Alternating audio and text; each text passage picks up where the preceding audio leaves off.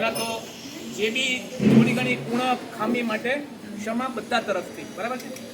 જોવાનું એ છે કે આપણે જે વાત કરી કે અત્યારે સૌથી મોટો દુશ્મન ફક્ત પ્લાસ્ટિક નથી, પણ આપણા હાથમાં આપણો મોબાઈલ છે. પ્લાસ્ટિક તો આજે તો કાલે કાયદો આવશે ને નીકળી જશે, લોકોમાં અવેરનેસ બી આવી રહી છે, પણ મોબાઈલ સૌથી ડેન્જરસ માણસ છે, સૌથી ડેન્જરસ. અત્યારે આખા બ્રહ્માંડમાં કોઈ ડેન્જરસ વ્યક્તિ હોય અણુબમ કરતા બી તો એ મોબાઈલ છે. હવે એ મોબાઈલને છોડાવવો કેવી રીતે? આપણે આ જ છે કે એને બેટર ઓપ્શન આપો. અને બેટર ઓપ્શન એટલે શું કે એને મજા આવે, બાળકોને મજા આવે એવી વસ્તુઓ એની સામે મૂકો.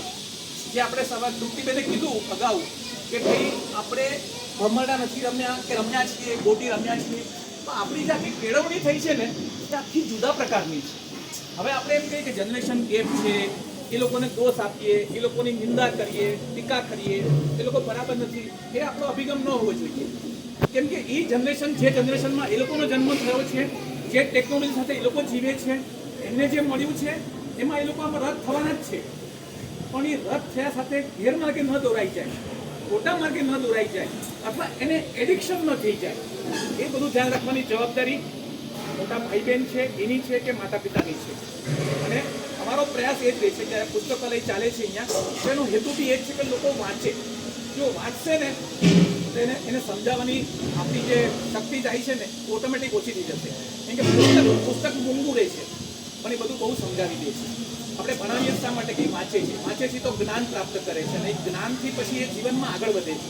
તો પુસ્તકાલયનો હેતુ બી એ છે કે આ બાળકો ધીરે ધીરે રમતા રમતા રમતા પુસ્તકો પણ વાંચે અને દરેક પ્રવૃત્તિમાં ભાગ લે. કયું બાળક શું કિસ્મત લઈને, શું ડેસ્ટિની લઈને આવ્યું છે, આગળ જઈને શું બનવાનું છે, આપણને કોઈને ખબર નથી. આપણે વિચારતો કે આપણે એને બનાવીએ છીએ પણ એટલું નથી, એ પોતાની ડેસ્ટિની લઈને આવ્યું છે.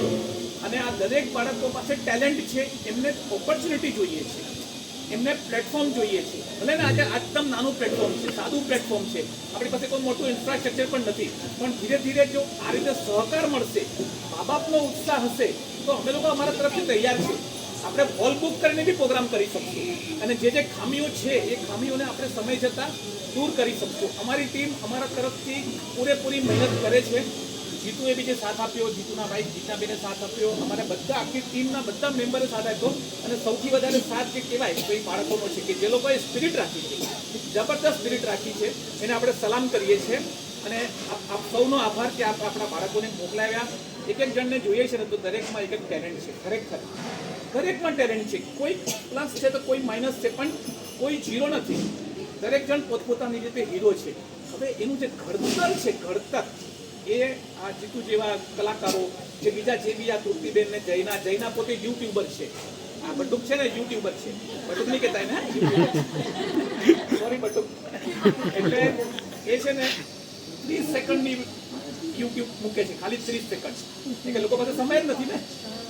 5 મિનિટ તો બહુ થઈ ગઈ, મારે બી વધારે નહીં બોલાય. બસ થેન્ક યુ. હું ભણાવું એટલે આવડા છોકરાઓ સાથે તો મારે કામ કરવાનું ઓછું આવે. મારી પાસે બધા મેચ્યોર સ્ટુડન્ટ આવે. અત્યારની જનરેશનના જે પેરેન્ટ્સ, બરાબર, એટલે પેરેન્ટ્સ તો બને છે, પણ મોટામાં મોટી એઝ અ પેરેન્ટ્સ જે ભૂલ કરે છે એ ભૂલ એ કરે છે કે એ લોકો એવું સમજી લે છે કે બાળકને સગવડ આપવાથી, બરાબર છે, એ પ્રતિભાશાળી બનશે, કે કંઈક કાઠું કાઢશે, મોટું નામ કરશે. વિશ્વના કોઈ પણ ક્ષેત્રના જે મહાનુભાવો થયા, પછી એ વિજ્ઞાન હોય, ખગોળશાસ્ત્ર હોય, બરાબર છે, મેથેમેટિક્સ હોય, દવલું ન હોય, બાળકને જરૂર તમે તમારી ઉપર ઈશ્વરની કૃપા છે, લક્ષ્મીની કૃપા છે, સારી વાત છે, ભગવાન વધારે આપે, પણ સમય પહેલા જેમ શક્તિ, વિદ્યા એ બધું મળી જાય તો એનો દુરુપયોગ થાય, બરાબર છે. તો ક્યારેક જ્યારે બાળક આ અવસ્થામાં હોય ત્યારે એને અગવડમાં પણ સગવડ જોતા શીખવો. એને તડકો બતાવો. જરી ગરમી થાય અને એસી ચાલુ કરી દેશો તો શિવાજી નહીં પાકે. જો શિવાજી જેવા કે રાણા પ્રતાપ જેવા સંતાનો જોઈતા હોય તો જીજાબાઈ જેવી પરવરિશ આપવી જરૂરી છે. એટલે આ બાબત તરફ બધાએ વિચાર કરવો જોઈએ. એ મારું સૌને વિનમ્ર નિવેદન છે. સારે ગમ પ ધની સા ધ પ ધની સા ધ પ મ ગ મ રે રે રે મ પ. શું તમે નથી જાણતા કે પ્લાસ્ટિક કેટલું કામ લાગે છે? तो एक छोटी सी प्लास्टिक की थैली लेके निकलो तो फाइन भरना पड़ता है. ये भी कोई कायदा हुआ? सरकार को तो बस पैसा बनाना आता है. कभी इस पे फाइन, कभी उस पे fine. This is not fine. જોયું આ બંને લોકો પ્લાસ્ટિક પ્રેમીઓ છે. અરે ભાઈ તમારી વાત કેટલી સાચી. પ્લાસ્ટિક તો કેટલું કામ લાગે નહીં? हाँ तो प्लास्टिक वगैरह કેવી રીતે જીવાય? મને તો પ્લાસ્ટિક વગર ન જ ચાલે. વર્ષો પહેલા 26મી જુલાઈએ આખું મુંબઈ પાણીમાં ડૂબી ગયું હતું. યાદ છે? હા, એ કેમ ભૂલાય? એ જ રાતે મારા પપ્પાની દુકાન પણ પાણીમાં ડૂબી જવાથી લાખોનું નુકસાન થયું હતું. એટલે કે નદી, ઇંગ્લિશમાં રિવર. અમારા કિનારા પર વિશ્વની દરેક સભ્યતા અને સંસ્કૃતિએ જન્મ લીધો છે. પરંતુ હવે સાયન્સના કારણે જન્મેલો એક રાક્ષસ અમારા અસ્તિત્વ માટે હાનિકારક બની ગયો છે. મહેરબાની કરીને અમને બચાવો. હું છું સાગર. મને સમુદ્રના નામે પણ ઓળખવામાં આવે. આ બધી નદીઓ પોતે તો મારા વચ્ચે સમાઈએ. માટે એટલો દુશ્મન એ મારો પણ દુશ્મન જ છે. આ દુનિયાના જીવતો મારો પણ મારો જેવો તેવો નથી. માટે અમને બંનેને બચાવવા એ માનવજાતિની ફરજ છે. હું છું વાતાવરણ એટલે કે એટમોસ્ફિયર. આ પૃથ્વીનું રક્ષણ કરવાની ફરજ મારી છે જે હું બજાવી રહી છું. પરંતુ મારું રક્ષણ કોણ કરશે? આમ તો જવાબદારી તમારી છે. પરંતુ તમારા કારણે જ અમે બધા જોખમમાં મુકાઈ ગયા છે. હું છું ધરતી. તમે લોકો મને ધરતી માતા કહો છો ને, તો પોતાની માતા સાથે આવું વર્તન કઈ રીતે કરી શકો? જો અગર તમે તમારી માતાને જીવતી રાખવા માંગતા હો તો કંઈક કરો. અમને સૌને આ રાક્ષસથી બચાવો.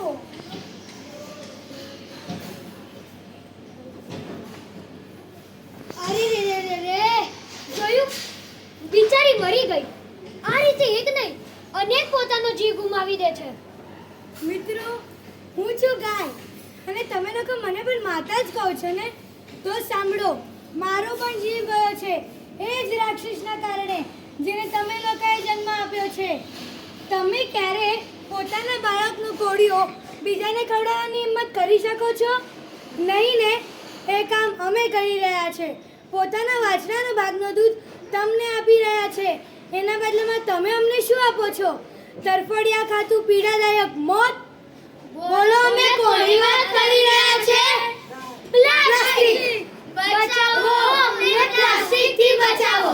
બચાવો, અમને પ્લાસ્ટિકથી બચાવો. શું બધા વંટી પડ્યા છો? બચાવો, અમને પ્લાસ્ટિકથી બચાવો. શું તમે નથી જાણતા કે પ્લાસ્ટિક કેટલું કામ લાગે છે? तो एक छोटी सी प्लास्टिक की थैली लेके निकलो तो फाइन भरना पड़ता है.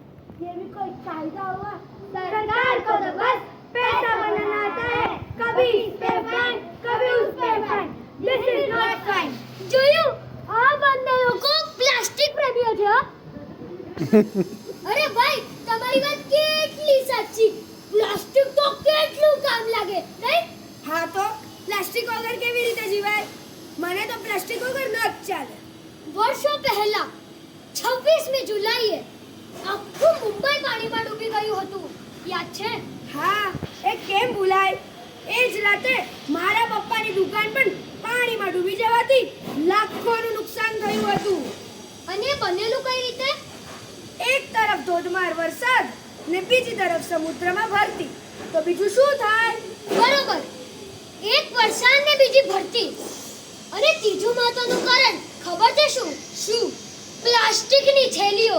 હે, આટલી નાની થેલીઓને નુકસાનનું કારણ? I don't believe. You have to. પેલી કહેવત છે ને કે ટીપે ટીપે સરોવર ભરાય, એ જ રીતે થેલીએ આખું શહેર ડૂબી જાય. રિસર્ચ થયા પછી એ જાણવા મળ્યું કે લાખો થેલીઓના કારણે ગટરમાં પાણી વહેતું રોકાઈ ગયું, જેથી પૂર વધારે જોખમી બની ગયું. એક પ્લાસ્ટિકની થેલીમાં ફસાઈને અનેક માછલીઓ અને લાખો જીવ પોતાનું અસ્તિત્વ ગુમાવી દે છે અને નદીઓનું જીવનચક્ર સમાપ્ત કરી નાખે છે. પ્લાસ્ટિક ઝેરી કેમિકલ્સથી બને છે, માટે જોખમી છે. ઉપરાંત પ્લાસ્ટિકમાં ફસાયેલા જીવને ઓક્સિજન મળતું બંધ થઈ જવાથી એ મૃત્યુ પામે છે. આ સાગરો એટલા ઊંડા છે કે માનવ જાતિ હજુ એના તળિયા સુધી પહોંચી નથી શકી, પણ પ્લાસ્ટિકનો કચરો ત્યાં સુધી પહોંચી ગયો છે. અમે પ્રાણીઓ ભૂખના કારણે પ્લાસ્ટિકની થેલીઓ પણ કરી જઈએ છીએ અને કિલોના હિસાબે આ પ્લાસ્ટિક અમારા આંતરડામાં ફસાઈ જાય છે અને અમારે જીવ ગુમાવવાનો વારો આવે છે. પ્લાસ્ટિકનું આયુષ્ય છે 500 વર્ષ, તો 25 વર્ષનું આયુષ્ય ધરાવતા પ્રાણીઓ એને કઈ રીતે હજમ કરી શકે?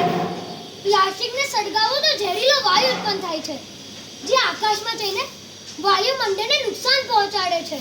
તો ભાઈ અમારે કરવું શું? સિમ્પલ. પ્લાસ્ટિકનો ઉપયોગ ઘટાડી દો, એને રિસાયકલ કરો, અનેકવાર ઉપયોગ કરો, જેથી એની જરૂરિયાત ઘટશે. જરૂરિયાત ઘટશે તો ઉત્પાદન પણ ઘટશે. ઉત્પાદન ઘટતા એની ફેક્ટરીઓ ઓછી થશે. ફેક્ટરીઓ ઓછી થશે તો વાતાવરણને નુકસાન ઓછું થશે અને પ્રદૂષણ નહીં થાય. પ્રદૂષણ ઘટવાથી ધરતીનું અને ધરતી પર રહેલા જીવોનું આયુષ્ય વધશે. જો આવું થાય તો લાભ કોને થશે? ઓફકોર્સ માનવ જાતિને. માત્ર માનવ જાતિ નહીં, અમે નદીઓ પણ સ્વચ્છ અને નિર્મળ બનશું. નદીઓ સ્વચ્છ રહેશે તો સમુદ્રો પણ સ્વચ્છ રહેશે. સમુદ્ર સ્વચ્છ રહેશે તો વાતાવરણ સ્વચ્છ રહેશે અને જીવ માત્રને શાંતિ અને સ્વસ્થતા મળશે. અને આ આપણી ધરતી ફરીથી સ્વર્ગ બનશે. તો તો ચાલો આપણે એક સાથે બોલીએ, અમને સગવડ નહીં, સ્વચ્છની જરૂરત છે. મમ્મી અમે જઈએ ઇવન તો જયવીન કાલે તૃપ્તિબેન જર્નાબેન અને ફોન કર્યા કરે છે. હવે નમ્યા બેમાં રહી છે. જલ્દી બોલતા નથી તો સો હેપી. મમ્મી હું શું બોલું એ કે તમે ડ્રેસ બધું વાંધો નહીં કે હું બહુ સાડી પહેરીશ. ધરતી માતા તો સાડી પહેરી તો બહુ ફાઇન લાગે. તો શી વોઝ સો હેપી કે મને બહુ મજા આવી. તો આ મારો જળવા માંડ્યો, મને બી રહેવું છે હવે. એટલે હું તૃપ્તિબેને પૂછ્યું કે એને એલાઉ કરશો હવે એક દિવસ માટે. મેં તરત ફોન કર્યો એમને, તરત તમે મને હા પાડી દીધી કે એમાં શું છે, ભલે એને રહેતો અમે એને એડજસ્ટ કરી નાખશું. તો મને બહુ ગમ્યું કે એને ના પાડી અને એ બહુ સો હેપી. 7:30 આવ્યા હતા ને મમ્મી હું જાઉં, મને બેને બોલાવ્યા છે મને. એટલે બહુ લોકો બહુ શીખ્યા છે અહીંયા આવીને. આઉટડોર ગેમ્સ મારી નમ્યા બહુ શાય છે, બહુ શરમાળ છે, પણ અહીંયા આવીને એટલી ઓપન થઈ ગઈ છે ને કે મને બહુ ગમ્યું અહીંયા અને ફાઇન પરફોર્મન્સ બી કર્યું એને. જયના દીદી, તૃપ્તિ દીદી અને સંજના દીદી આપેલો ટાઈમ અમારા માટે ખૂબ જ મૂલ્યવાન છે. જીતુભાઈ મહેતાએ જે નાટક કર્યું છે એમાં એકવાર વન્સ મોર આવ્યું, એટલે જીતુભાઈ મહેતા માટે પણ એકવાર વન્સ મોર. જીતુભાઈ જિંદાબાદ, પ્લાસ્ટિક મુર્દાબાદ. તમારી બધી તાળીઓથી અમારા શોમાં વધારે રસ આવ્યો, માટે થેન્ક યુ એવરીબોડી.